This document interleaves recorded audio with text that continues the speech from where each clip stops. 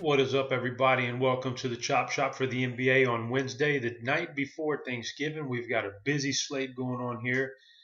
So let's go ahead and get right to it. What we're going to do is give you some guys that I think are going to be very popular plays, very highly owned, and some guys I think you can get on in the same price range, just a little bit less chalky, if you will. And as always, the guys I'm saying not recommending here, the guys I'm saying to fade aren't because they're bad plays. It's because they're highly owned plays, and in tournaments you got to take those kind of chances.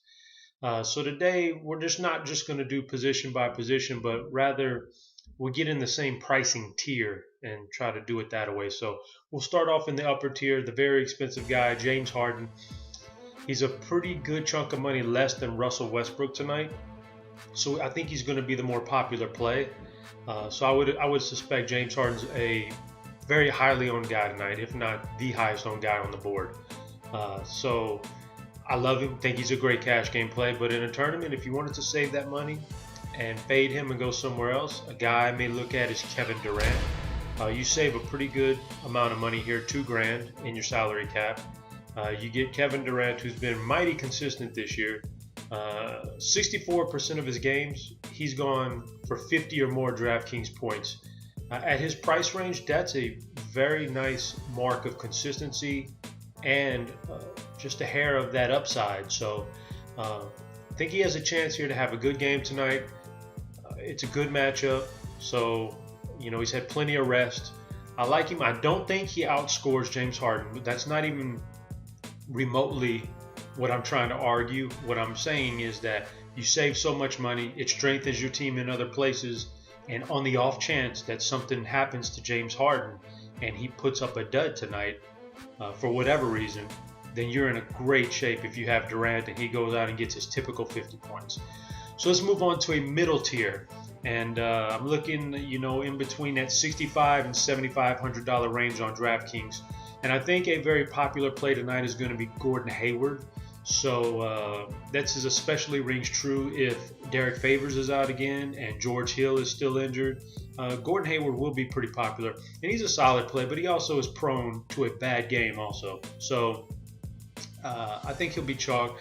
A guy I may look at instead of Hayward, $6,900, you save $300, is Rudy Gay, who's been extremely, extremely solid this year. He's had a couple of off games recently, and that actually drove his price down, so that's good for us tonight. Came back with a vengeance last game, so I think he's back on track now. Generally speaking, he's the fifth highest scoring small forward on this particular slate, also has power forward eligibility. Has a good matchup tonight. If you look at the RotoGrinders defense versus position page, you'll see he has a 104.8 differential. That's in the green. The green is good. Blue is even better. You want to avoid those reds down there. So he has a decent matchup tonight, and he's a good player. So I think you can save some money here and get a just as good of a stat line, if not better, than Gordon Hayward. So let's dip down even further now, below 6K.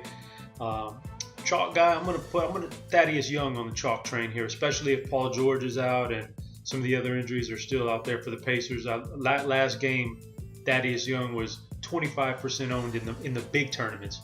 That's a huge number for him.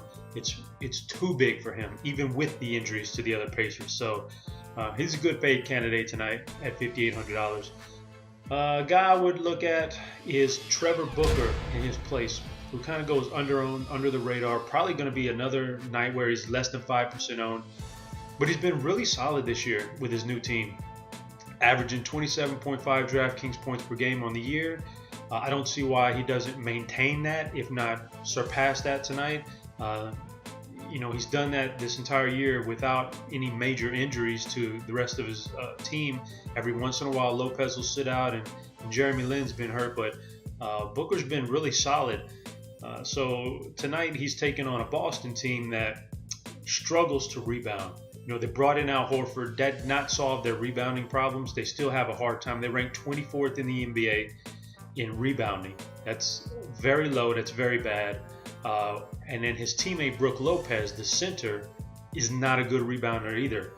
So just by process of elimination tonight, we see that if the other team doesn't rebound well and this guy's own center doesn't rebound well, that should leave a lot of opportunities for Trevor Booker to clean up on the boards. And at 5,300, You don't need a whole lot to push you over the top. So that's my recommendations tonight. I'm hoping it wins you some tournaments, or at least cashes you high, and I'm hoping I cash high too with it. So as always, guys, good luck tonight. Happy Thanksgiving, man, and be safe out there. See you next week.